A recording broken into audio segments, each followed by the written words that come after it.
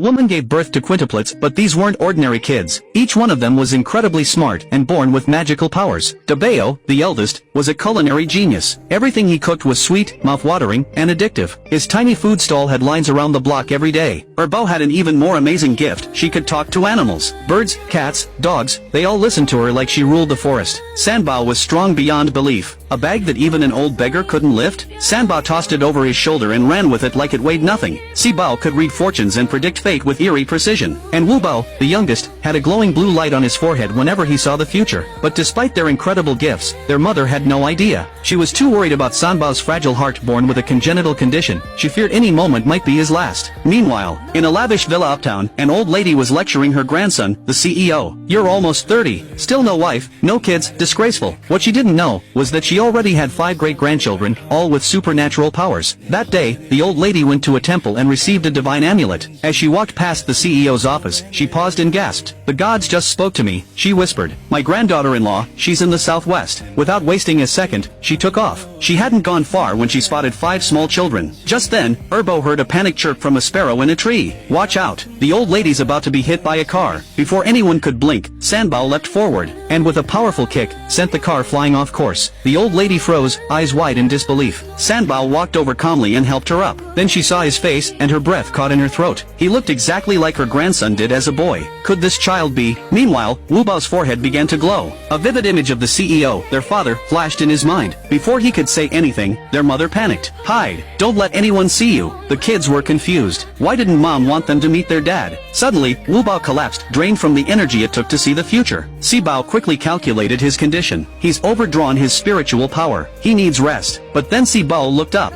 "I'm going to find our dad and bring him home." He followed his magical compass straight to the CEO's company, but the guards stopped him at the gate. That's when he spotted a delivery truck and an idea struck. Minutes later, he popped out of a cardboard box in the CEO's office. "Daddy," he shouted. The CEO froze. His assistant nearly choked. Sibao looked like a perfect miniature version of the CEO himself. The CEO scoffed. "I don't have a son." Sibao calmly pulled out a strand of his hair. "Then run a DNA test." The CEO, curious, handed it to his assistant to process. But Sibao wasn't done. "My mom's downstairs being bullied. Aren't you going to protect her?" Sure enough, downstairs, the woman was being humiliated by a scheming ex-girlfriend. She'd been forced to mop the floor in heels, and when she resisted, the schemer stomped on her hand. Employees gathered to laugh at the scene. Furious, the woman slapped the schemer. "You think you can treat me like this?" The woman shouted for security. "Hold her down." Just as things were about to get worse, Sanbao burst through the doors. With one precise throw, he knocked the stick from the woman's hand using only a pebble. "Get that brat," she yelled. But Sanbao wasn't afraid. When guards rushed in, he pulled out a lollipop and used it to knock them flat on their backs. The woman stood frozen, stunned. Was this powerful little warrior really her daughter? Sanbao ran to her side. "I'm your daughter, Mama. I promise." Just then, the old lady arrived and immediately embraced Sanbao with joy. "You're incredible," she said. The scene was heartwarming, until Sanbao suddenly collapsed in her arms, clutching her chest. The CEO, upstairs, suddenly paused. He felt something was wrong. A strange sense of telepathy kicked in. "Sibao," he said, "something's happened to your sister." Without another word, they rushed downstairs, but the scheming woman saw them coming. "Security, get them out of here." The old lady stepped forward. "Touch them, and you'll answer to me." Everyone froze. The scheming woman's face turned pale. She didn't know. This wasn't just some old lady. She was the CEO's grandmother. And now that the truth was out, let's see how this scheming woman explains herself.